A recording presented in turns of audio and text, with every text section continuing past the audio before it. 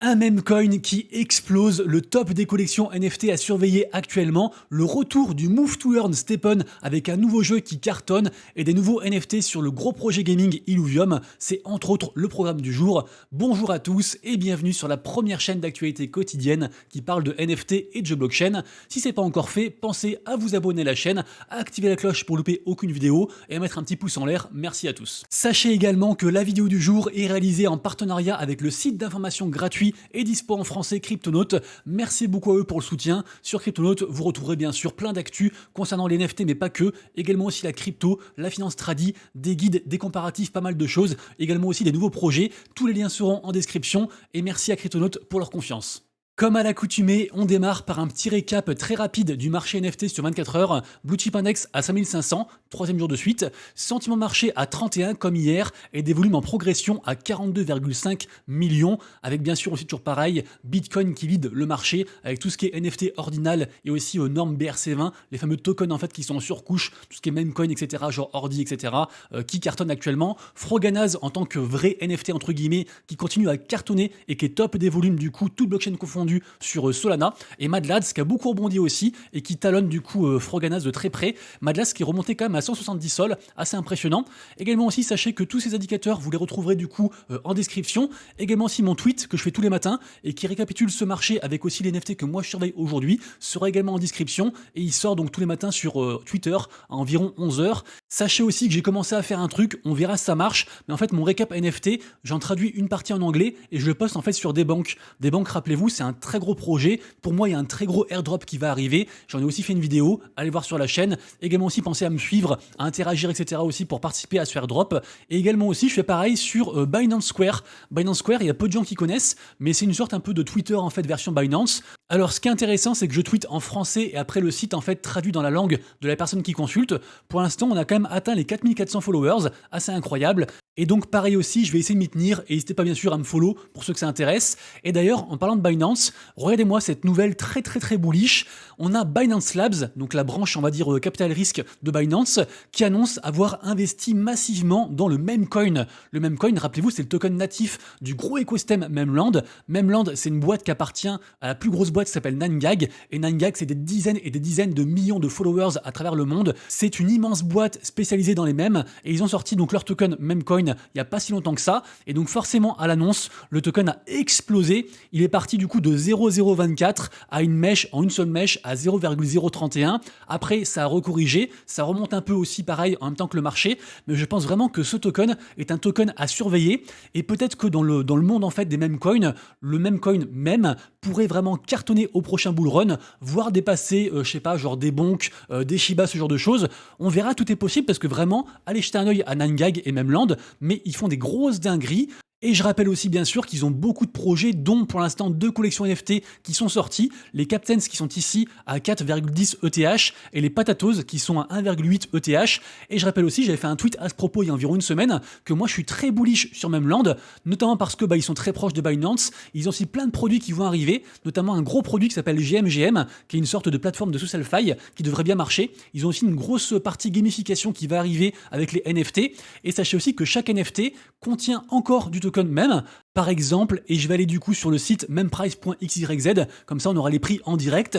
Actuellement du coup un NFT Patatos qui coûte donc 1,79 ETH de floor price contient pour 6138 $ de token même, donc bien plus en fait que son floor price actuel. Alors évidemment pour l'instant c'est encore bloqué, on n'a pas encore de date sur la release et ça se trouve je sais pas, dans un mois tout va s'écrouler, j'en sais rien, mais en tout cas ça fait un truc en plus pour ces NFT. Mais je le redis, le projet Memland, le projet 9gag, c'est bien plus que juste des NFT et un token. C'est vraiment très vaste et donc voilà, je suis très bullish dessus. Et pour finir sur le dossier Memland, Memecoin, sachez aussi que c'est l'anniversaire des NFT Captains.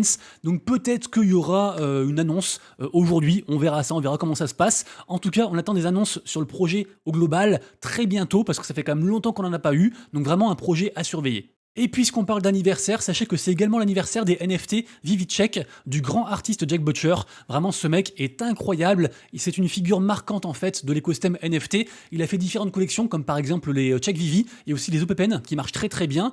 Et donc là, pour fêter l'anniversaire de sa collection Vivitchek, il a créé une carte d'anniversaire dispo pour tout le monde. N'importe qui en fait peut venir et la signer. Et a priori, ce sera en lien avec son prochain projet qui devrait arriver pour le 12 février et qui s'appelle The Originals. En tout cas, projet à suivre et artiste surtout à suivre. Je continue ensuite et on va direction Bitcoin avec les NFT ordinal. Vous le savez, cette tendance continue à cartonner et là, ça y est, c'est fait. Une nouvelle collection du coup se hisse sur les plus hautes sphères de la blockchain, puisque en effet, la collection Non Monkeys, qui a quand même fait 143 Bitcoins de volume sur 24 heures, elle est ici. Et ben Non Monkeys, ils ont flippé. Son prix en fait a dépassé celui de la collection Bitcoin Frogs. C'était un peu genre des gros rivaux. Donc vraiment, c'est une collection assez incroyable. On a eu des très très belles ventes dessus, notamment des NFT avec une certaine caractéristique, comme par exemple Alien, qui se sont vendus pour 3 bitcoins, des gold à plus de 2 BTC, assez incroyable. Si cette collection vous intéresse, si l'univers des NFT ordinal vous intéresse, allez lire l'article qui a été fait sur NFT Now, qui retrace tout ce qu'il y a à savoir sur cette fameuse collection NFT Non Monkeys. En tout cas, les Bitcoin Frogs, qui sont un peu dans la panade, d'ailleurs ils sont aussi fait dépasser par la collection NFT Swarm.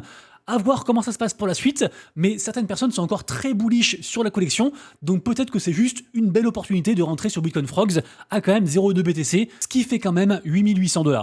Info suivante, vous pourriez très bien, dès demain, devenir l'heureux propriétaire d'une collection NFT qui a cartonné et qui a encore une commu. C'est le cas de 3 collections NFT qui sont du coup en vente suite à différents soucis.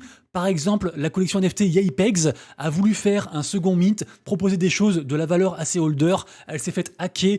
Du coup, l'équipe derrière le projet jette l'éponge. On a aussi la collection NFT qui s'appelle Lazy Lions et Tasty Bones, qui sont pourtant des anciennes collections qui avaient fait des belles choses. Mais juste voilà, est-ce que c'est du coup dû au marché? Est-ce que c'est dû à des problèmes internes ou autres? On ne sait pas. Mais ces collections sont à vendre. Après, est-ce que c'est un bon deal? J'en sais rien, mais vous trouverez bien sûr les infos en description. Ensuite, cette info me concerne puisque c'est un giveaway que j'organise avec le projet NFT Débloc qui vise à apporter, on va dire, un compte courant, un wallet non custodial très intéressant. Ils vont faire un free mint et je rappelle, enfin un nouveau free mint parce que je rappelle qu'ils ont déjà fait un free mint et que actuellement leur première collection en free mint, en NFT gratuit, vaut quand même 0,38 ETH, assez incroyable. Donc prochaine collection à venir, c'est très hypé, les whatistes sont très très rares et donc en participant à ce giveaway, vous aurez la chance de pouvoir peut-être gagner 3 whatlists pour ce projet très hypé. Et n'hésitez pas du coup à faire un tour et à interagir avec le tweet. Et on finira les infos générales avec le projet Pluid. Pluid, c'est très intéressant, ça sort aujourd'hui. Et en fait, c'est une plateforme d'éducation Web3 NFT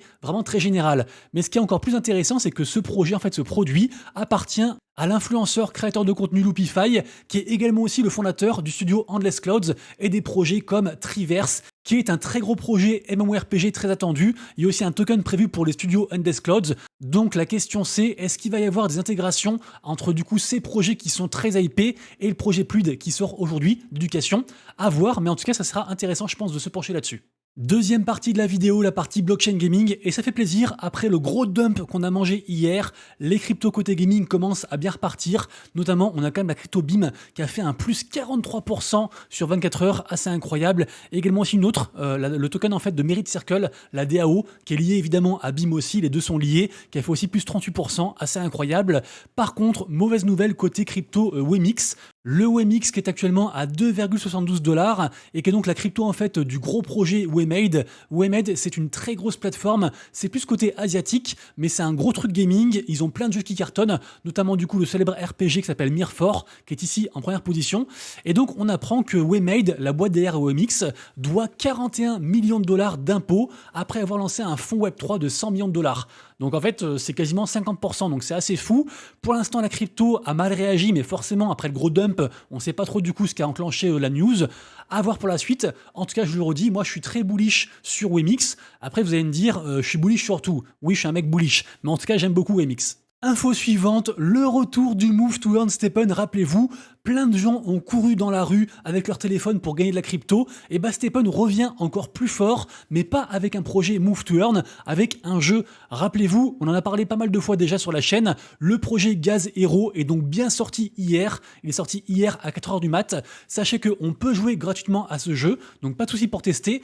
Par contre, les héros du jeu vont durer que 2 jours, et après malheureusement il faudra du coup racheter en fait des héros. C'est donc un jeu qui sera pas gratuit à terme, il faudra forcément acheter des choses, sachant que le truc le plus important à acheter pour participer du coup à ce jeu, c'est les coupons en fait qui sont ici, sachant que du coup tous les NFT Gaz Hero, ils sont en top volume. Évidemment, avec la sortie du jeu, il y a une grosse hype autour de ce projet. Sachez donc que le NFT le plus important, le coupon le plus important, ce sont les coupons du coup véhicules qui sont ici, qui permettront en fait en gros de sortir de sa base et après de pouvoir du coup évoluer dans le jeu de manière pérenne, sachant aussi qu'il y a une stratégie en fait qui vise à acheter des héros Genesis pour après farmer le jeu. Bref, renseignez-vous si jamais. On a une chaîne super intéressante, la chaîne s'appelle Stepin Crypto de Guirac, et il a fait en fait plein de shorts, plein de tutos pour s'y retrouver dans le jeu. Alors moi, mes premières impressions, c'est que je trouve que quand même le jeu fait vachement cheap. Par contre, enfin je veux dire, c'est pas très joli. Par contre, au niveau des mécaniques, c'est très profond. Il y a tout un système en fait de level up de personnages, de skills, de compétences, pas mal de choses. Et en plus, donc ça peut aussi rapporter de l'argent. À voir pour le modèle économique. On se rappelle bien sûr que STEPN c'était un peu compliqué. Par contre, du coup, très bonne chose, c'est que le projet, le jeu, utilise le même token que STEPN, le token GMT. Et le GMT d'ailleurs qui a pas mal augmenté ces derniers temps. Donc sûrement aussi lié bien sûr à l'activité nouvelle de Gaz Hero, donc le MMO que je viens de vous montrer. Ce projet reste dans tous les cas un projet à suivre. Et ce qui est bien, c'est que STEPN ne s'est pas endormi sur ses lauriers. Ils auraient pu partir avec la caisse depuis bien longtemps. Ils sont toujours là, ils proposent des choses, ils buildent. Projet à suivre. Un projet qui marche également très bien en ce moment, c'est le second projet de la grosse collection NFT Imaginary Ones. Ils ont donc fait une seconde collection qui s'appelle Bubble Ranger. Les NFT ont explosé à 0,2 ETH et en fait cette collection s'inscrit parfaitement dans la grosse vague, la grosse tendance des projets NFT gaming avec un token. En effet, n'importe qui, NFT ou pas, peut jouer au jeu et gagner en fait du token Bubble. Il y a aussi des pré-sales pour très bientôt et après forcément aussi si on a des NFT, il y a plus d'avantages. Ce projet en tout cas réunit pas mal de monde et les gens sont contents, donc pourquoi pas checker. J'ai appris ensuite sur notre Discord qu'actuellement il y avait un gros airdrop sur le projet Uliverse, qui est d'ailleurs partenaire avec le gros projet Egapet, ce que j'aime beaucoup. Le projet Uliverse, c'est une sorte en fait de métaverse gamifié, backé par plein de gros investisseurs. Ça se passe sur la BNB Chain. Là du coup, gros airdrop, il y a quand même 2 millions de tokens art à gagner. J'ai pas encore commencé à faire le airdrop, mais apparemment les gens sont assez chauds sur ce projet. Je sais qu'ils ont aussi des NFT qui marchent pas mal, donc à checker. Ensuite, du côté de l'écosystème Ultra, on a le planning des différents tournois pour le mois de janvier. Malheureusement, il n'y a qu'un seul jeu Web3, c'est le shooter F.io sur Solana. Le tournoi, c'est le 30 janvier. En tout cas, pour ceux que ça intéresse, il y a quand même $650 de prix à gagner en token US, en NFT, etc. Mise à jour ensuite sur le gros projet Illuvium. Illuvium, rappelez-vous, c'est un peu une sorte de mix entre un Pokémon en monde ouvert et un Teamfight Tactics au niveau des combats, entre guillemets un auto de chess. Par contre, pour le coup, ils ont aussi un autre mode de jeu, un mode sur téléphone plus axé sur l'économie. Et là, du coup, la mise à jour concerne ce mode sur téléphone. En effet, donc ceux qui jouent à ce jeu Illuvium, qui s'appelle Illuvium 0, peuvent donc minter ce qu'on appelle des alpha blueprints. Ce sont tout simplement des NFT que l'on peut donc revendre sur la marketplace de Immutable X. Et donc, ça nous fait en fait la première façon de gagner de l'argent, le mode, on va dire, play to earn sur le projet Illuvium, puisqu'en effet, les gens ont pu jouer à Illuvium 0 après avoir acheté leur land et commencent maintenant en fait à avoir un petit peu de retour sur investissement en revendant leur NFT blueprint. Pour l'info suivante, on va direction la sidechain Ronin, la sidechain de Axie Infinity, puisque en effet, on a un gros projet qui a migré sur cette sidechain dernièrement, c'est le projet API-RON. Ce projet est dispo également aussi sur l'Epic Game Store, on a quelques images à l'écran, et ce projet est partenaire du plus gros projet qui s'appelle Portal Coin, qui vise, entre guillemets, à relier tous les plus gros jeux. Ils vont aussi faire un gros token, beaucoup de gens ont participé à l'airdrop potentiel de Portal Coin, on attend pas mal de nouvelles par rapport à ça, mais en tout cas la news, le partenariat entre Portal et API-RON est accueilli avec beaucoup de hype. Et je rappelle que API-RON a plusieurs collections NFT, dont la principale qui s'appelle les Planètes et qui coûte actuellement 0,14 ETH au floor price. J'enchaîne ensuite avec 2 projets très hypés, gratuits, qui arrivent très bientôt. Le premier, Play Amber. Ce projet, je pense, c'est de l'or en barre. Il y a des quêtes qui sont désormais disponibles sur Discord pour espérer gagner du coup une fameuse en buy list, donc une whitelist tout simplement. Et n'hésitez pas du coup à rejoindre. Et également aussi le projet Eldarune, qui est un très gros projet aussi avec petite supply, également aussi un token. Donc c'est tout ce qu'on aime. Et donc, pareil aussi pour ce projet, il est encore temps de choper des whitelists. Et n'hésitez pas à lire le médium qui est ici, qui explique tout en détail.